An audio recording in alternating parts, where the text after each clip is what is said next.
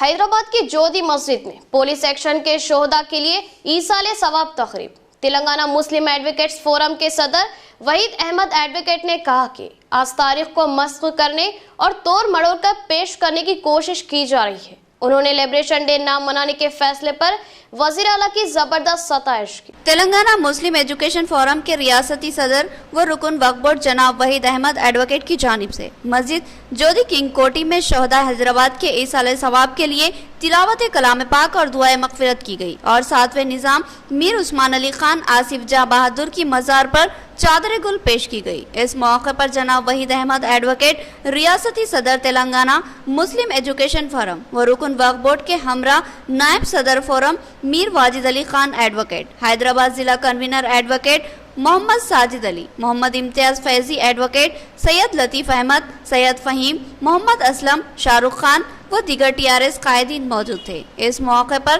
جناب وحید احمد ایڈوکیٹ رکن وقف بورڈ و ریاستی صدر فورم نے میڈیا کے نمائندوں سے بات کرتے ہوئے کہا کہ تلنگانہ ریاست کے وزیر اعلیٰ کے چندر شیکھر راؤ اور تلنگانہ حکومت کے ہم ممنوع و مشکور جنہوں نے لبریشن ڈے منانے سے انکار کیا اور تاریخ کو اسمبلی میں صحیح طور پر پیش کی، جنہوں نے آصف جاہی دور کے کارناموں کو سراہا۔ وحید احمد ایڈوکیٹ نے کہا کہ آج کا دن ایک سیاہ باب رہا ہے جس کو توڑ مروڑ کر پیش کرنے کی کوشش کی جا رہی ہے۔ دن ایک بلیک ڈے کے طور پر منائیں، یہ کیونکہ یہاں پر بے قصوروں کو شہید کیا گیا تھا۔